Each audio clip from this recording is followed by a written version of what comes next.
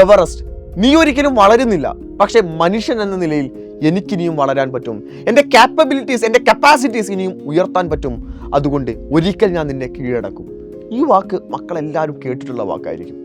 ആ വാക്കിനെല്ലാം പിന്നീട് മാറ്റിമറിക്കുന്നത് 1953 May 29 Tenzing നോർവേയും Edmund ഹിലാരിയും കൂടെ ആദ്യമായിട്ട് എവറസ്റ്റ് കീഴടക്കിയപ്പോയായിരുന്നു. പക്ഷേ ഞാൻ അതിൽ ആദ്യം പറഞ്ഞ ആ ഒരു വാക്കുണ്ടല്ലോ, എവറസ്റ്റ്, നീ ഒരിക്കലും വളരുന്നില്ല എന്ന് പറയുന്ന വാക്ക്, അതൊരു പക്ഷേ ആസ് എ ജിയോഗ്രഫി സ്റ്റുഡൻറ് എന്ന നിലയിൽ എനിക്ക് നിങ്ങളോട് പറയാൻ പറ്റും അതൊരു തെറ്റായ വാക്കാണ് എന്നത്. കാരണം എവറസ്റ്റ് ഇന്നും വളർന്നുകൊണ്ടിരിക്കുന്നുണ്ട് എന്ന സത്യത്തെ മക്കൾ മനസ്സിലാക്കേണ്ടിയിരിക്കുന്നു. അത് വളരുന്നുണ്ട് എന്ന് പറയുന്ന സമയത്ത് ഞാൻ അത് വളരാനുള്ള കാരണത്തിലേക്ക് എത്തണമെങ്കിൽ ആദ്യം എവറസ്റ്റ് രൂപം കൊണ്ട കഥ എൻ്റെ മക്കൾ കേൾക്കണം.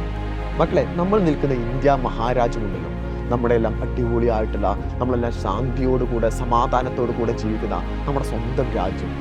ഈ രാജ്യം ഇന്ന് നിലകൊള്ളുന്നത് നോർത്തേൺ ഹെമിസ്ഫിയറിലാണ് അല്ലെ. ഉത്തരാർദ്ധഗോളത്തിൽ 8 ഡിഗ്രി മുതലാണ് ആക്ച്വലി ഇന്ത്യ ഇന്ന് നിലകൊള്ളുന്നത്.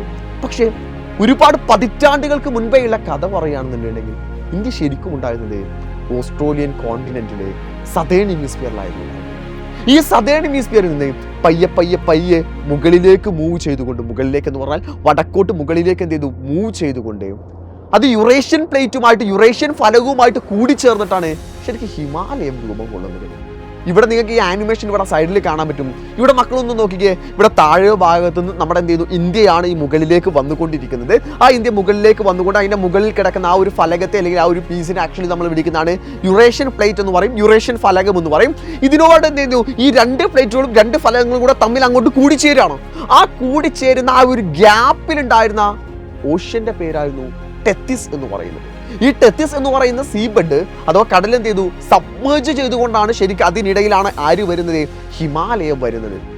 അപ്പോൾ ഈ ഹിമാലയം അങ്ങനെ അതിൻ്റെ ഒരു ഗ്യാപ്പിലാണ് രൂപം കൊണ്ടതെന്ന് പറഞ്ഞു.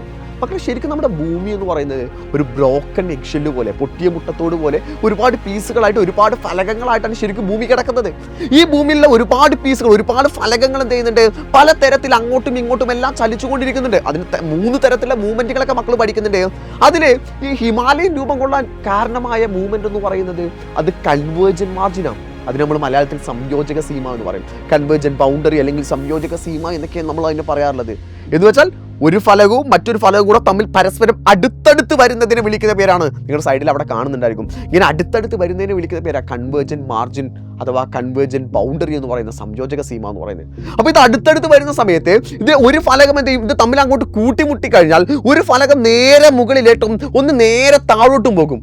അപ്പോൾ ഇനി ഞാൻ നേരത്തെ പറഞ്ഞ കഥയിലേക്ക് എൻ്റെ മക്കളൊന്ന് ആലോചിക്കേ.